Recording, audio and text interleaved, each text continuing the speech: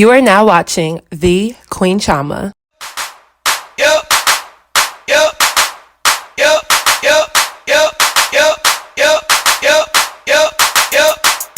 So hey guys, before we get started with tonight's commentary, I wanted to introduce our sponsor, Iseehair. So the purpose of this video is showing you guys a get ready with me look that can be on the go. Something that's fast, easy, simple for the everyday girl. I know a lot of us are pretty busy with work or school or whatever. So this is just going to be the tutorial for you for a fast makeup and hair look. So opening up my box, I received some goodies. I got a headband, which was really cute. I also received some lashes and I received 2 wig caps. And I also got the card that comes with the hair. And you guys can see those beautiful black queens on there. Shout out to them. So the style that I got was a kinky curly textured wig because I wanted it to look more like my hair, and I also got 22 inches so it wasn't too long. And this is the wig, so you guys can see it's a headband with a strap in the back, and you can style the hair and just leave your edges out. So as we're on the go, I'm going to introduce our sponsor, Dossier perfume. So Dossier sent me their perfume and I really love the smell. I feel like for some on the go type of time, you definitely want a nice perfume that lingers and sticks but isn't too harsh and definitely leaves you smelling beautiful. So I love this perfume. I smell like $1,000,000 if you ask me. I feel like anybody who smells this is going to want to talk to me, approach me, or at least just ask me like, where did I get it from? And that is Dossier. So I got the one that is Oriental Floral, and I would recommend this one. It has a light, sweet, candy type of luxury smell. I think as women, I feel like perfume investments is something that I never really thought of as a girl, a teenager, and even as a college student. But now I'm like, you know, out of college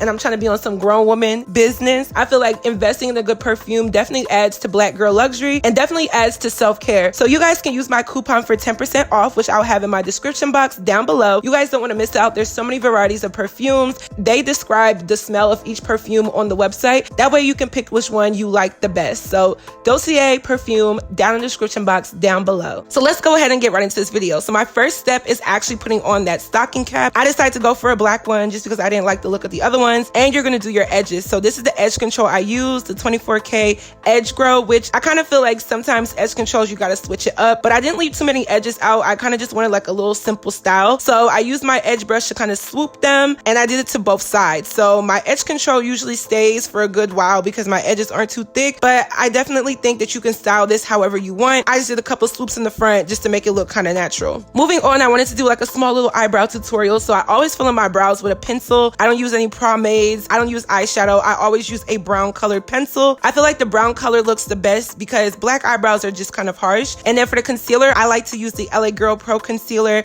and I like to use it in the color Toast. And then I take a flat angled brush and I just carve out my eyebrows. And I've been doing the same style of eyebrows or the same method for a very long time. My makeup doesn't really change. I'm not a makeup person. I like to make my makeup look pretty decent, basic. I love eyebrows and I love foundation and I love lashes. So those are the 3 looks that I usually go for. So here is the headband wig. As you guys can see, it is a Velcro strap with combs, and it just goes around the perimeter of your head. So I took down my scarf and I'm going to be placing that on, and I use the combs on the sides, not really in the middle. The combs definitely hold the wig together, and I Velcro strap it in the back. One thing that I really did like was that the headband area was thick, so if you want to expose more or less of your edges, you do have that option. So now that this is on, let's just get right into the rest of the makeup, and we can get right into my commentary as well.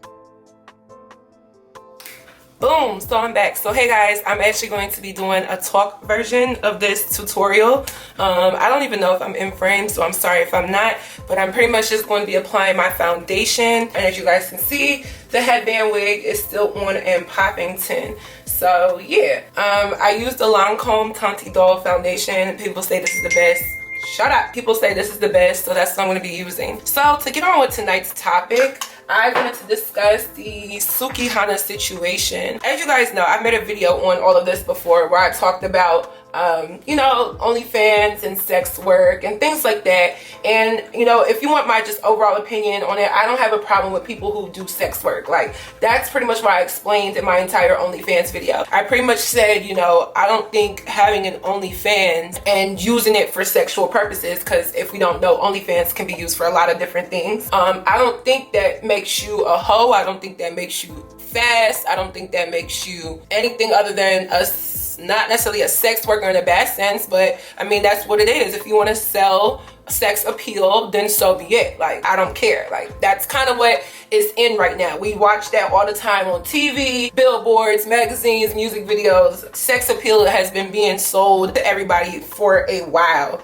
So with the Sukihana situation, I'm not really familiar with Sukihana outside of the song WAP. That was my first exposure to her. Apparently she was on Love and Hip Hop Miami, but I stopped watching Love and Hip Hop years ago, so I don't really know what goes on Love and Hip Hop. So I'm not sure if she's a well-liked character or if she's like someone that people didn't like. When I made my WAP video, I inserted the clip of her talking about how, you know, hoe empowerment basically is what she was saying, and how she has 3 or 4 kids and she was able to, you know, feed her kids through what she does with her, I guess you could say, sexualizing herself and selling sex appeal. I just feel like if you're gonna do something like this, do it when you're not married, and definitely do it when you don't have kids. If you ask me, I think it's weird. You know, Sukihana obviously is not like rich. She's not huge. It's not like she can sustain herself outside of the means that she has right about now. She's not a Kardashian. She's not someone with that type of money. So I understand her doing this OnlyFans. But at the end of the day, your kids have to go to school and see what you do. So what went down was that Sukihana posted to her Instagram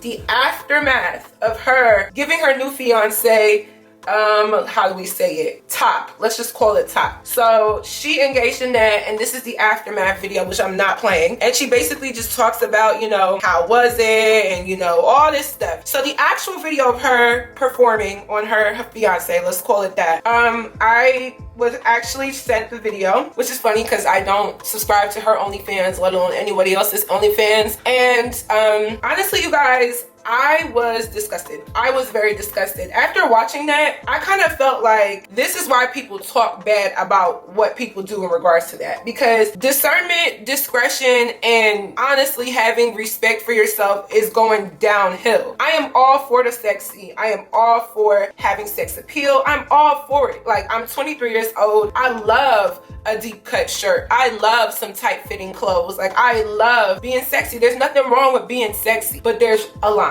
And Sukihana crossed it, smashed it, destroyed it, and all of that. So what the problem is that the video was honestly degrading. It was disgusting. It was nasty. Excuse me for talking like this. I'm trying to do makeup. And she ended up vomiting on her man.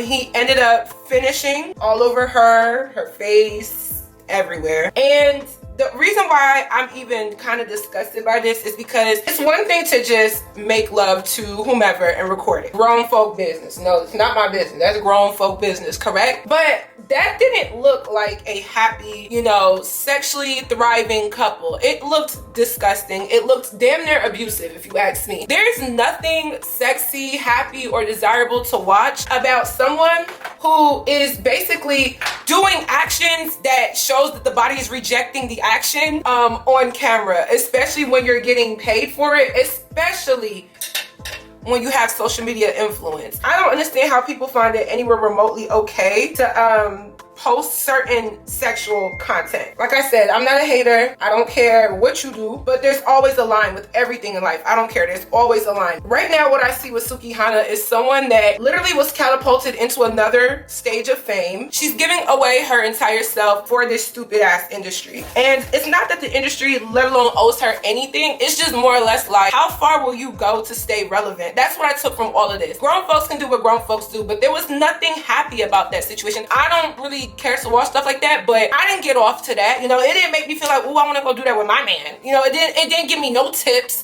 It looked hurtful. It looked disgusting. It looked painful. A lot of people talk about how they have this concern for young girls who would consume this content, and let me be the first to tell you, I'm not the most thrifty person with the internet. Like, I do what I do and I'm good at it. I don't know how to dive deep and find out every nook and cranny like some people. I was able to find that video on her OnlyFans without even subscribing to her OnlyFans. So if I can do it, then there's definitely a 10, 11, 13, 15, 16-year-old girl or boy who can figure it out for themselves. And young children are accessing this content, and that's not necessarily her fault because OnlyFans is for adults in that realm, in that category. But at the end of the day, you posted it publicly to your Instagram. People were able to figure out, whoa, like, what is she doing? And then go look at that content. This woman has kids, okay? This woman is engaged and got engaged on social media. And I say that to say, all of this just sounds like a cry for relevancy, a cry for help, and a cry for, hey, I'm basically elevating myself to the next next part of fame. And because of that, I'm giving more and more of myself away. When people say selling their soul, they don't necessarily mean really making a deal with the devil. I mean, some people do, but I really think that just means that you're losing yourself. You will do anything to stay relevant, sell your whole entire life, your body, your privacy, for a check. It's not worth it. It's not worth it. To me, after looking at that, I said, is it really worth it at the end of the day? Looking back on this 2, 5, 10, 20 years from now when your kids are grown, is it really worth it? It's not really to hate on her, but it's just simply to ask, like,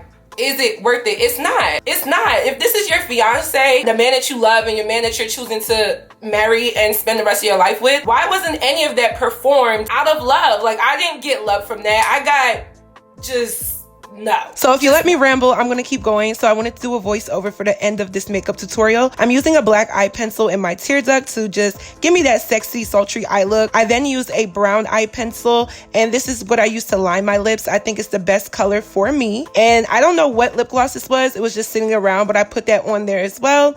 And then I used the Better Than Sex mascara for my bottom lashes. I never wear extensions on my bottom. And then last but not least, for the lip area, I'm just using a gloss over top because I love that big lip glossy look. Gotta accentuate our features. And then I'm just ending off with some setting powder all over my face. And then you guys know I love my moles, so I draw my mole back on, and I actually have one on the right side of my face at the bottom as well as the right side of my face at the top. I have two. And then this is the final look. For the hair, I just use my fingers to make it a little bit more big and voluminous. I finger combed it out because I love the big hair look. So this was pretty much the end of the makeup and hair tutorial. So I think this is how I want to style it. I'm looking at my reflection in a whole different mirror, so if you're wondering why I'm looking another way, this why. But I like this way more than I thought I was gonna like it. This is the headband wig, like we said. It's very lightweight. It's very practical on the go. On the go is the first thing I could think of because it took me all of 5 minutes to get this together. Throw on a stocking cap, apply the bands, insert the combs for security, and then style and go about your business. That's my type. So my overall thoughts on the whole Sukihana situation, I just wasn't feeling it, you guys. Like, as you guys know, usually when I talk about things like this, like, I'm pretty open about people doing what they want to do. But I feel like there's a line of morality, and it was crossed because there was nothing about that was, one, appealing. Two, it didn't have any type of value to her. Like, you can do so much more with sex appeal than doing it that low and that degrading. And that's just that. That's not me hating another black woman. That's not me talking down another black woman. That's just me being a black woman who is real. And I hope that moving forward, she doesn't repeat this type of mistake. But like I said, I feel like she's gotten to a level of desperation. She has this clout that she's just got. You know, she was famous from Love and Hip Hop, but she got really big off the WAP song. A lot of people follow her and know her strictly from that and her comments about that. And if she wants to be all for hoe liberation, by all means, I'm not a hoe. Go liberate yourself. But I feel like lines are being crossed, and it's affecting the people who are her kids as well as other people's kids, and more importantly, affecting her herself. There's no way that someone goes home at night knowing that they do things like this and then sleep peacefully, waking up the next day and having to address every situation. If you're really a hoe that doesn't care, I don't think you care, period, what people have to say. She's always talking about what happened. She's always, you know, giving excuses, let alone just defending herself, which she has the right to do. But if you felt confident in making a decision to put out such content, stand in that and stand in it wholeheartedly. I'm not saying that she's trying to change, you know, her words or her thoughts about doing it, but there's no explanation needed when people can call a spade a spade. And for some people, and a lot of us, this was crossing the line and this was too far, and I believe that. What are your thoughts on this situation? Let me know down below. Check the description box down for our sponsor from Iseehair, as well as Dossier, our perfume sponsor. Don't forget to follow me on all my social media networks, and I'll see you guys in my next video. Bye, guys.